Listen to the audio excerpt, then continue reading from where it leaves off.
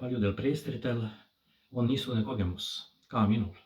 Aeg-ajalt pärast missa tuleb mingi inimene ja ütleb: isa, teil oli väga hea jutlus, mulle nii meeldis see.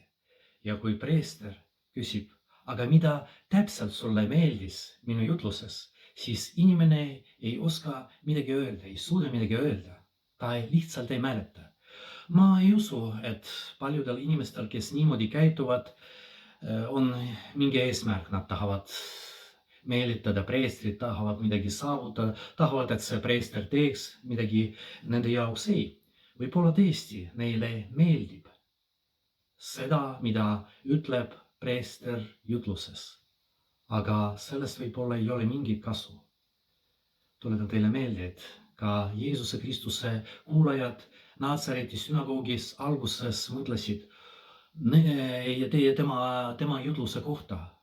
Need on armusõnad, aga hetke hiljem juba oled vihased.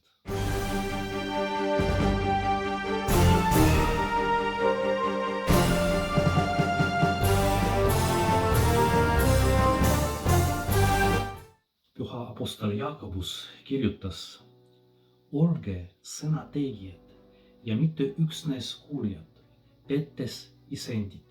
Sest kui keegi sõna kuuleb, aga selle järgi ei tee, siis ta sarnaneb mehega, kes vaatleb oma ihulikku palet peeglist.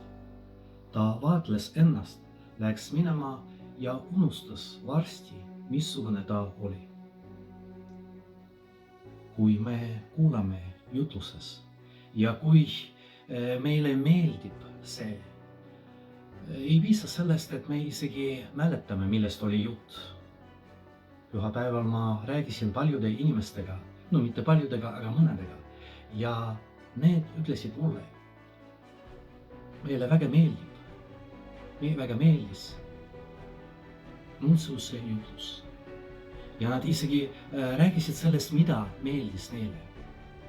Ma väga loodan, et mitte ainult see meeldimine oli väga tähtis, aga nad hakkasid kasutama seda, mida Nuntsius ütles neile. Kuidas seda kasutada? Muidugi ei pea olema niimoodi, et toimub niisugune pöördumine, nagu toimus omal ajal Püha Antoniusel. Ei, võib-olla see on väga palju, aga vähemalt natukene.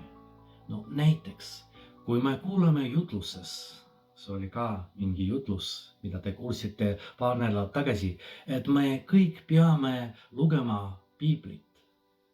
Ei tähenda, et sellest päevast alates me kõik hakkame lugema ja pühendame sellele näiteks pool tundi iga päev. Ei, aga vähemalt üks kord pärast seda jutlust me peame lugema. See tähendab, et ma kuulan jutlust ja püüan midagi teha. Kõige tähtsam ei ole see, et mulle meeldib või ei meeldi. Kõige tähtsam, et toimuks mingi muudatus minu elus. Kas pärast jutlust, pärast seda, mida ma kuulsin kirikus, ma olen vähemalt natukene parem. See on kõige tähtsam. Kuulame jutlusi, väga tore, kui nad meeldivad meile, aga ka ärge unustage, et need jutlused kutsuvad meid muutma oma elusid.